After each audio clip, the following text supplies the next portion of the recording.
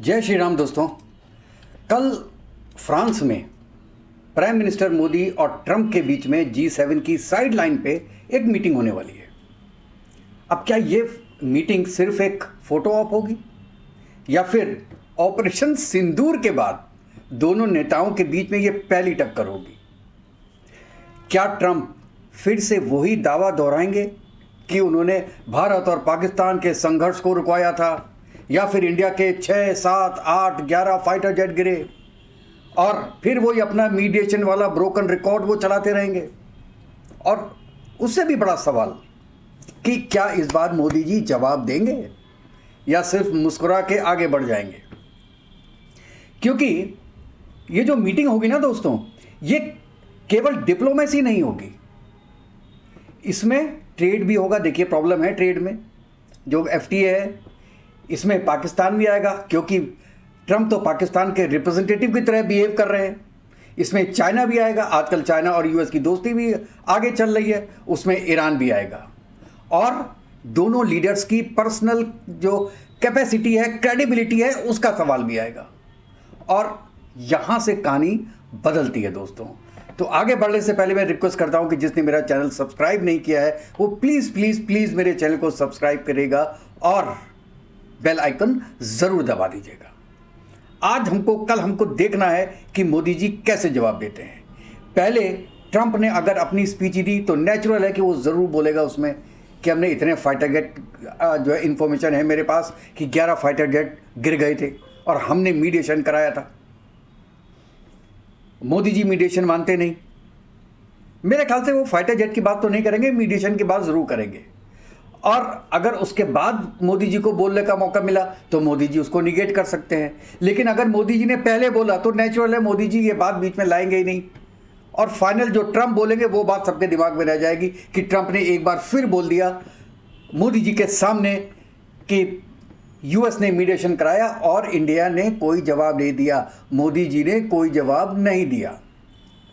और अगर ऐसा नहीं होता है तो मेन स्ट्रीम मीडिया में आपको जो भी बताया जाएगा ना, यही बताया जाएगा कि मोदी और ट्रंप मिले, दोनों ने हाथ मिलाया, बात हुई, फोटो आई, 2-2 सेंटेंस उन्होंने इंट्रोडक्शन के बोले और स्टोरी ख़त्म।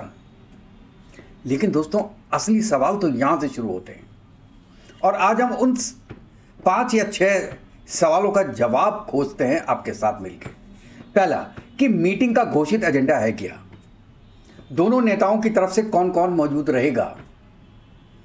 कनाडा के G7 में क्या हुआ था दोस्तों, वो कहानी मैं आपको बताऊंगा कि ट्रंप ने मोदी को अमेरिका आने का निमंत्रण क्यों दिया था, मोदी ने आगे से क्यों मना कर दिया था, और क्या ऑपरेशन सिंदूर भी डिस्कशन में आएगा।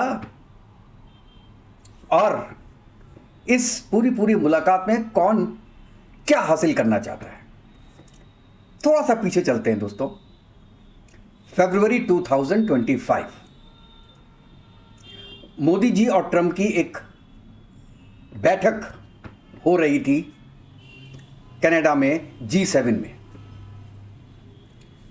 फिर उसके बाद फेस टू फेस कोई मुलाकात नहीं हुई और 2025 में जो मैंने बोला जो G7 की थी उनमें जो बैठक तय थी वो भी नहीं हो पाई, क्योंकि क्या हुआ था कि एकदम से मिडिल ईस्ट का क्राइसिस बढ़ गया था और ट्रंप अचानक वॉशिंगटन लौट गए थे, मीटिंग नहीं हो सकी थी।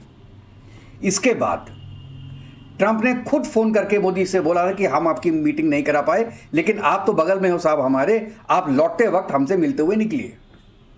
मोदी जी ने कहा कि देखिए हमारे तो प्रायर कमिटमेंट है, हमको जगन्नाथ टेम्पल जाना है, जगन्नाथ जी ने बुलाया हमको, इसलिए हम नहीं जा सकते। लेकिन उस वक्त मोदी जानते थे कि वहाँ पे आसिम मुनीर भी बैठा हुआ है, ये बंदा दोनों को सामने सामने बैठा देगा, कहेगा आपस में बात करो, और बाद में कहेगा कि मैंने देखिए दोनों के बीच में सुलह करा दी। अब दोस्तों 1 साल के बाद फिर दोनों नेता आमने सामने हैं, वो भी कहाँ पे? फ्रांस के G7 के मंच पे। चलिए जल्दी से बात कर लेते हैं कि इन दोनों के बीच में एजेंडास क्या क्या हो सकते हैं। देखिए ऑफिशियल जो ब्रीफिंग्स हैं उनके अनुसार जो संभावित मुख्य पॉइंट्स हैं वो ट्रेड डील, सप्लाई चेन की resilience, energy corporation, AI governance, investment, global security की भी डिस्कशन हो सकता है, और इंडिया उठाएगा वीज़ा के जो इश्यूज चल रहे हैं F1B वीज़ा के बारे में, उसके बारे में अपना डिस्कशन करेगा। और जो टेक्नोलॉजी की जो कॉपरेशन है इंडिया और US के बीच में, जिसे कहते हैं स्ट्रेटेजिक टेक्नोलॉजी कॉपरेशन, इसके बारे में बात करेगा। लेकिन ये तो दोस्तों आपको पता है कि कोई भी डिप्लोमेटिक मीटिंग में ऑफिशियल एजेंडा और रियल एजेंडा दोनों अलग अलग चीज़ें होती हैं। रियल एजेंडा अक्सर आपको प्रेस रिलीज में नहीं दिखाई देता। तो लेट अस सी कि क्या डिस्कशन होता है और क्या क्या बातें क्षण क्षण के बाद में बाहर आती हैं। अच्छा, अब बात करते हैं कि उसमें कौन कौन मौजूद होता है। देखिए, इंडिया की तरफ से, क्योंकि ये बहुत हाई लेवल मीटिंग है, तो इसमें हमारे फॉरेन मिनिस्टर ज़रूर रहेंगे, NSA डोवाल रहेंगे, पूरी PMO की टीम रहेगी, MEA के पूरे अधिकारी रहेंगे, और जैसे मैंने बोला NSA डोवाल साहब भी उसके अंदर अवेलेबल होंगे। और उसके साथ साथ एक टीम भी होगी जो कि इकोनॉमिक नेगोशिएटर्स होंगे, जो कि ट्रेड डील के बारे में उनको आइडिया होगा कि जब कोई वक्त आए तो हम जवाब दे सकें, वो भी होगी। लेकिन ये भी बोला जा रहा है कि 23 को एक मीटिंग हो रही है जिसमें इंडिया और US के बीच में शायद एक टैरिफ के बारे में, जो FTA के बारे में कोई डिस्कशन हो और एक प्रिलिमिनरी सिग्नेचर हो कि साहब ये तो स्टार्टिंग पॉइंट है, उसके बाद हम उसको फर्दर डिस्कशंस करेंगे। तो ये तो इंडिया का एजेंडा हो गया और इंडिया के लोग हो गए। US की तरफ से देखिए, JD वैंस तो शायद नहीं होंगे, क्योंकि नॉर्मली ऐसा होता है कि USA में कि प्रेसिडेंट और वाइस प्रेसिडेंट दोनों में से एक US में रहता है। इस बार शायद दोनों ना रहें, क्योंकि JD वैंस शायद जेनेवा जाएंगे। वो जो एग्रीमेंट है, पीस एग्रीमेंट है, जिसको इस्लामाबाद एग्रीमेंट भी बोला जाता है, Islamabad MOU not agreement, right, I correct my self. तो वो साइन हो सकता है, तो इसके लिए JD वैंस शायद वहाँ पर जेनेवा जाएँ, स्विट्ज़रलैंड। और पॉसिबिलिटी ये भी है कि शायद ट्रम्प भी चले जाएं, क्योंकि वो अगल बगल तो रहेंगे ही, दोनों एक ही जगह पे तो हैं। जेनेवा में तो लैंड किया है उन्होंने, तो ये मीटिंग अगर 2 दिन पहले बुला लेते तो वो वहीं पे साइन करके और फिर फ्रांस आ जाते। एनीवेज, तो प्रेसिडेंट के साथ नेचुरल है कि उनकी पूरी वाइट हाउस के ऑफिशियल्स रहते हैं, नेशनल सिक्योरिटी स्टाफ रहता है, ट्रेड एडवाइजर्स रहते हैं, और उनकी जो स्ट्रेटेजिक अफेयर्स की टीम होती है वो होंगे। अब उसमें सेक्रेटरी ऑफ स्टेट होंगे या नहीं होंगे, सेक्रेटरी ऑफ वॉर होंगे या नहीं होंगे, इसके बारे में अभी जानकारी नहीं है। और अगर आप लोग के बारे में के पास दोस्तों कोई जानकारी है तो प्लीज़ हमको बताइएगा। अच्छा, अब यह है कि एक अनकहा मुद्दा ज़रूर उठेगा, और वो है ऑपरेशन सिंदूर का। यहाँ पे देखिए, इंडिया की जो आधिकारिक रुख है वो बिल्कुल साफ है। इंडिया ने हमेशा कहा है कि पाकिस्तान के साथ जो हमारे मुद्दे हैं वो बायलैटरल हैं, उसमें किसी तीसरे पक्ष की ज़रूरत हमको नहीं है। लेकिन ट्रंप बार बार ये बात पब्लिकली कह चुके हैं कि उन्होंने इंडिया पाकिस्तान कॉन्फ्लिक्ट रोकने में अपनी अहम भूमिका निभाई थी। और यही एक नैरेटिव है जो पूरे दिल्ली को थोड़ा असहज करता है, मोदी को असहज करता है। इसलिए मोदी ज़्यादा मिलने को तैयार भी नहीं है ट्रंप से। ये मेरा एक पॉइंट था, आप याद रखिए। लेकिन अगर ये ट्रंप फिर से ये बात दोहराते हैं तो भाई साहब क्या होगा कि यही हेडलाइन बन जाएगी। मीटिंग में क्या हुआ क्या नहीं हुआ ये कोई नहीं सोचेगा।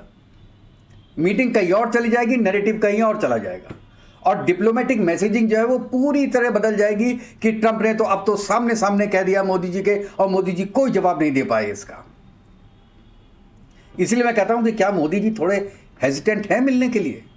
जी हाँ, क्योंकि इन सब चीज़ों में बहुत सावधानी बरतनी चाहिए।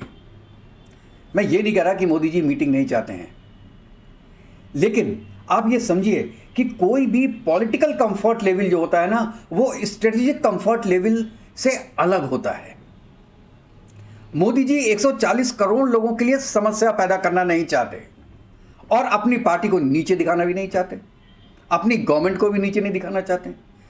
जैसे कि आपने देखा कि पिछले 1 साल में कई फ्रिक्शन पॉइंट्स आए हैं दोनों कंट्रीज़ के बीच में, जिसमें टैरिफ डिस्प्यूट भी आया, पाकिस्तान के कमेंट्स भी आए, मीडिएशन क्लेम्स भी आया, रीजनल सिक्योरिटी के डिफरेंस भी आए, ईरान रिलेटेड टेंशन्स भी आए, उसमें जो 3 सेलरों की डेथ हुई है वो केस भी आया, रशियन ऑयल भी आया, ईरान का पोर्ट भी आया।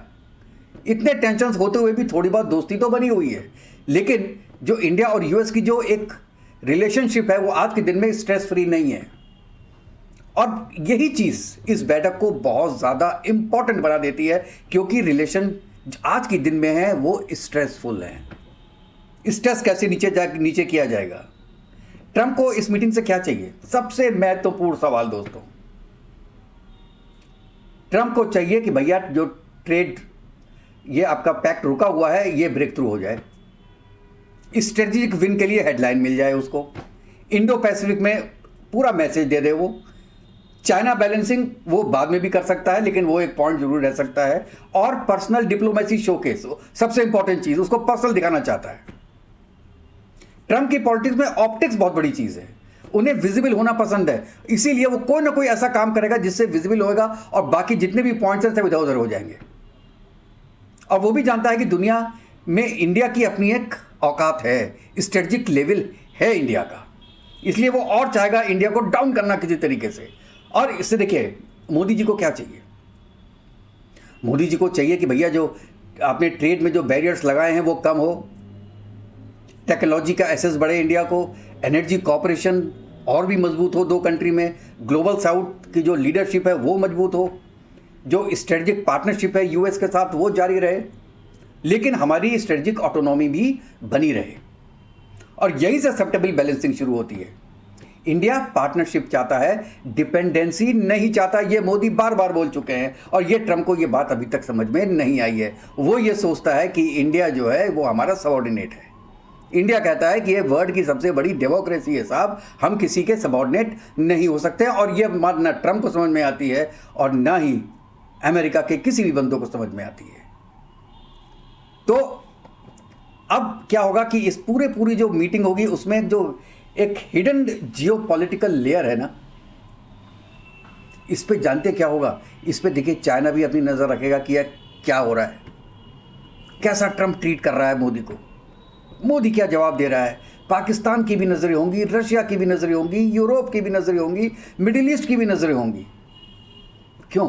क्योंकि इतना बड़ा देश इंडिया ये केवल साउथ एशिया का प्लेयर थोड़ी ना है, ग्लोबल बैलेंसिंग पावर बन चुका है। वो कहते हैं ना कि आपको याद होगा जयशंकर साहब ने बोला था ना कि India is not middle power, it is power in the middle. हम बीच में हैं, पावर का अड्डे हैं हम, ये बोला था, आपने याद होगा 2 दिन पहले। तो इसलिए इंडिया ग्लोबल में बैलेंसिंग पावर है। और G7 में लगातार 8वीं बार इंडिया की जो प्रेजेंस है वो अपने आप में एक स्ट्रेटेजिक सिग्नल है पूरे वर्ल्ड के लिए कि हम या इंडिया G7 का पार्ट नहीं है, लेकिन फिर भी बहुत इंपॉर्टेंट है। अब हम भी सोचते हैं कि मीटिंग में क्या निकल सकता है। इसकी 3 संभावनाएं दोस्तों। पहली कि बिल्कुल डोल मीटिंग हो जाएगी, स्मूथ मीटिंग हो जाएगी, ट्रेड डॉग्स कहा कि आगे बढ़ती रहेंगी, ठीक है, पॉजिटिव वाइब्स मिलेंगी और पॉजिटिव हेडलाइंस आती रहेंगी। एक तो ये आउटकम है जिसकी संभावनाएं बहुत कम है। दूसरा, ट्रंप अपना मीडिएशन का नैरेटिव दोहराते हैं वहां पे, तो मीडिया क्या करेगी, उसी को फोकस करने लगेगी। और मैं लगता है मुझे यही सबसे लाइकली सिनेरियो बनता है आज की डेट में, क्योंकि वो ब्राउनी पॉइंट लेने के चक्कर में होगा ट्रंप।